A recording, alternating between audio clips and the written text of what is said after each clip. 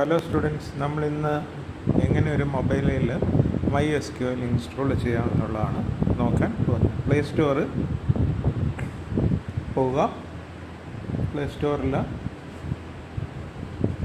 UserLand Linux on Android എന്ന് search ചെയ്യുക. UserLand Linux on Android. ഇത് വൈഫൈയിലാണെങ്കിൽ ഒരു 5-6 മിനിറ്റ് കൊണ്ട് ഇൻസ്റ്റാൾ ആവും.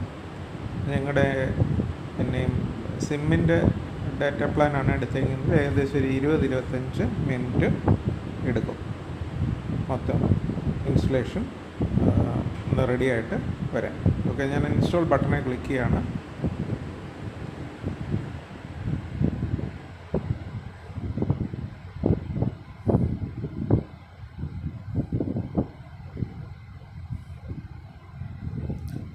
അപ്പോൾ ഈ ഒരു ആപ്പിൻ്റെ ഉദ്ദേശം എന്താണെന്ന് ചോദിച്ചാൽ, ഇപ്പം മൊബൈലിൽ ഇന്നിപ്പം നമുക്ക് C++ഉം അതുപോലെ തന്നെ ജാവാസ്ക്രിപ്റ്റും HTML ഒക്കെ ചെയ്യാനുള്ള ആപ്പുകളുണ്ട്. MySQL ചെയ്യണമെങ്കിൽ ബുദ്ധിമുട്ടാണ്. അപ്പോൾ അതിന് ഉള്ള ഒരു പരിഹാരമാണ് UserLand എന്ന് പറയുന്നത്. ഇതിൽ നമ്മുടെ മൊബൈലിൽ നമ്മൾ ലിനക്സിൻ്റെ ഒരു ഷെല്ല് പോലെ നമ്മൾ ഇൻസ്റ്റാൾ ചെയ്യാണ് ചെയ്യുന്നത്. ഓപ്പൺ ബട്ടണെ ക്ലിക്ക് ചെയ്യുന്നു. ഇവിടെ ഡിസ്ട്രിബ്യൂഷൻ നോക്കിക്കഴിഞ്ഞാൽ അവിടെ ഉബുണ്ടു എന്ന് പറയുന്ന ഡിസ്ട്രിബ്യൂഷൻ നമുക്ക് കാണാൻ സാധിക്കും. അതിൽ ക്ലിക്ക് ചെയ്യുക. അപ്പം നമ്മളോട് ചോദിക്കുന്നുണ്ട് ഇതിൻ്റെ പെർമിഷൻ അലോ ചെയ്യണോ വേണ്ടേ. ഓക്കെ ബട്ടനെ ക്ലിക്ക് ചെയ്യുക. അലോവെ ക്ലിക്ക് ചെയ്യുക. ഇനി ഡെസ്ക്ടോപ്പ് എൻവയറമെൻ്റ് ആണ് നമ്മളോട് ചോദിക്കുന്നത്. നമുക്ക് ടെർമിനൽ വിൻഡോ മതി, അതുകൊണ്ട് മിനിമലെ ക്ലിക്ക് ചെയ്താൽ മതി. നമുക്ക് ഒരു വീട്ടിൽ വന്ന് ചെയ്ത് നോക്കാനൊക്കെയാണ്, അതുകൊണ്ട് മിനിമൽ മതി. ഈ പ്രോയെ ക്ലിക്ക് ചെയ്താൽ പിന്നെ നമുക്ക് പൈസ കൊടുക്കേണ്ടതായിട്ട് വരും. അപ്പോൾ അത് വേണ്ട. അതുകൊണ്ട് നമ്മൾ ഉബുണ്ടുവിൻ്റെ മിനിമലെ ക്ലിക്ക് ചെയ്തിട്ട് കണ്ടിന്യൂ ബട്ടണെ ക്ലിക്ക് ചെയ്യുന്നു. വീണ്ടും നമ്മളോട് ടെർമിനലാണോ ഗ്രാഫിക്കലാണോ, ടെർമിനൽ മതി. അപ്പം ഓൾവേസ് യൂസ് ദിസ് സെറ്റിംഗ് വേണേൽ കൊടുക്കുക, അല്ലെങ്കിൽ കണ്ടിന്യൂ കൊടുക്കുക. ഇനി ഏകദേശം ഒരു 5 മിനിറ്റോളം നമുക്ക് ഇതൊന്ന് ഇൻസ്റ്റാൾ ചെയ്ത് വരാനുള്ള ആ ഒരു ടൈമുണ്ട്. നമുക്കതൊന്ന് വെയിറ്റ് ചെയ്യും.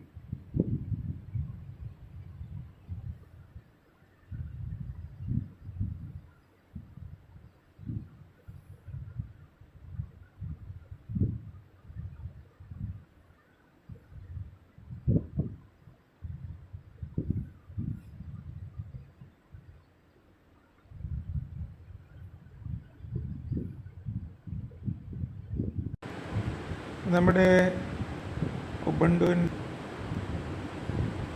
അപ്പം നമ്മുടെ ടെർമിനൽ വിൻഡോ ഇവിടെ വന്നു കഴിഞ്ഞു. അപ്പോൾ ഇവിടെ നമ്മൾ ചെയ്യേണ്ടതെന്ന് പറഞ്ഞാൽ sudo space apt space update, sudo space apt space update, enter key press ചെയ്യുക. അപ്പം നമ്മൾ നമ്മുടെ ഉബുണ്ടുവിൻ്റെ ഒരു അപ്ഡേറ്റ് പോലെ നമ്മളിവിടെ ചെയ്യുകയാണ്.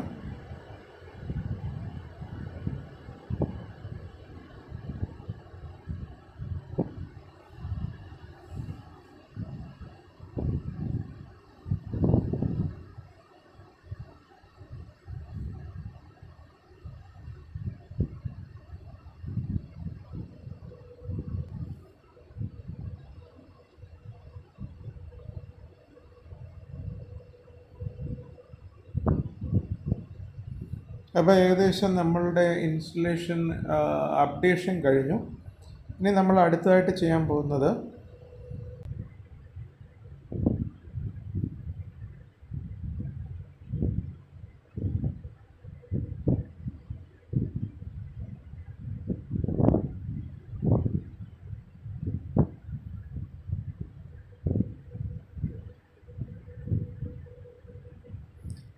ഇവിടെ കൊടുത്തേക്കുന്ന sudo apt install MySQL server എന്നാണ് കൊടുത്തേക്കുന്നത്.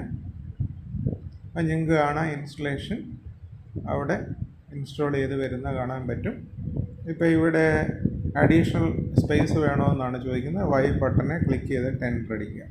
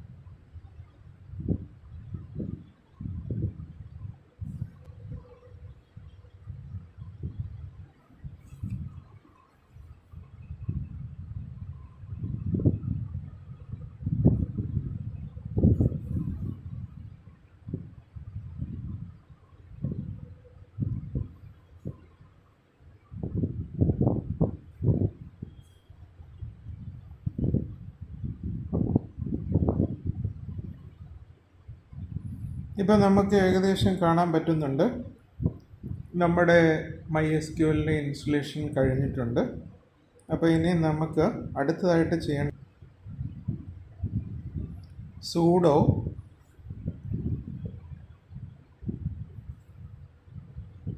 സർവീസ് സ്പേസ് കൊടുത്തിട്ട് service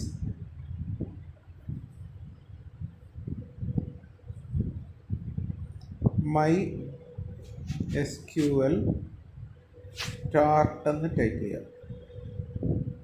sudo space service space MySQL start എന്ന് കൊടുക്കുക. എൻ്റർ അടിക്കുക.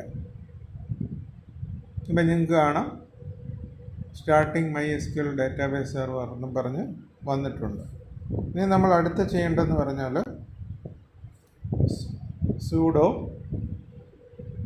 സ്പേസ് MySQL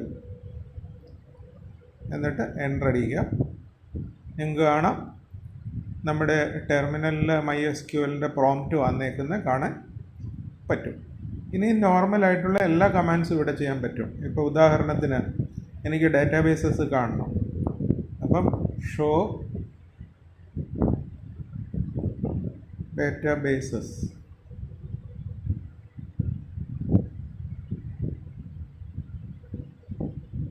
എൻ്റർ അടിക്കുക. നിങ്ങൾക്ക് കാണാം നമ്മുടെ ലാപ്ടോപ്പിൽ അല്ലെങ്കിൽ കമ്പ്യൂട്ടറിൽ ചെയ്യുന്ന പോലെ തന്നെ ഇവിടെ ഡാറ്റാബേസ്. ഇനിയിപ്പോൾ ഒരു പുതിയ ഡാറ്റാബേസ് ക്രിയേറ്റ് ചെയ്യണമെങ്കിൽ ക്രിയേറ്റ് ഡാറ്റാബേസ്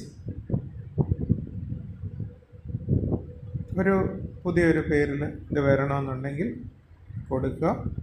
പേര് കൊടുത്ത് എൻ്റർ അടിക്കുക. വീണ്ടും ഷോ കൊടുത്താൽ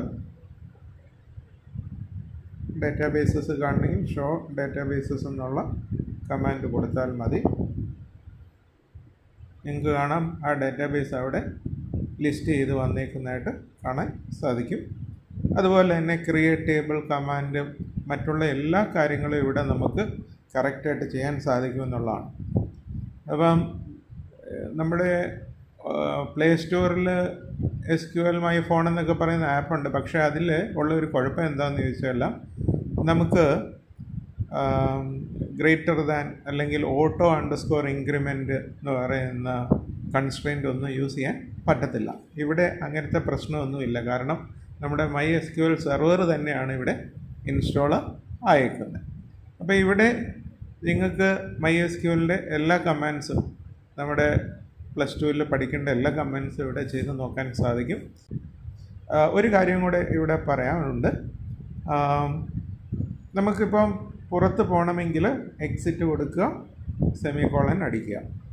അപ്പം ടെർമിനൽ വന്നു, വീണ്ടും എക്സിറ്റ് അടിക്കുക. നമുക്ക് തിരിച്ച് ഈ ഒരു ഉണ്ടാവില്ല. ഇനിയും അടുത്ത പ്രാവശ്യം നിങ്ങൾക്ക് വീണ്ടും ആപ്സ് എടുക്കേണ്ട ആവശ്യമില്ല. സെഷൻസിൽ വന്നാൽ മതി. സെഷൻസിൽ ക്ലിക്ക് ചെയ്യുക, നിങ്ങൾക്ക് കാണാൻ പറ്റും. അപ്പോൾ ഇവിടെ sudo സ്പേസ് MySQL ഇത്രയും കൊടുത്താൽ മാത്രം മതിയാകും. അതുപോലെ മുമ്പേ ചെയ്ത എല്ലാ കമാൻഡ്സും ഇവിടെ ചെയ്യാൻ സാധിക്കും. ഓക്കെ, ഈ ഒരു വീഡിയോ നിങ്ങൾക്ക് ഉപകാരപ്രദമായെന്ന് വിശ്വസിക്കും. Thank you.